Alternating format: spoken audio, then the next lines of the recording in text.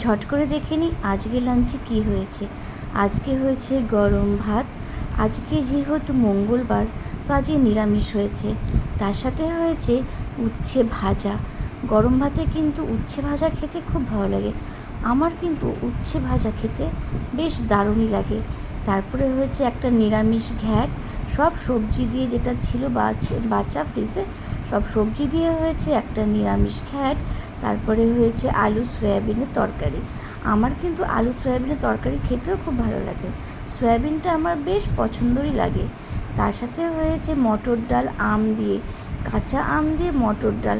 হ্যাঁ, এখনও কিন্তু এরকম কচি আম, কাঁচা আম পাওয়া যাচ্ছে মার্কেটে। তো সেই আম দিয়ে হয়েছে মটর ডাল। আর ডালের সাথে কি হয়েছে, ডালের সাথে হয়েছে গরম গরম পাঁপড় ভাজা। নিরামিষ হলে কিন্তু একটু পাঁপড় ভাজা, একটু আলু ভাজা হলে কিন্তু জাস্ট জমে যায়।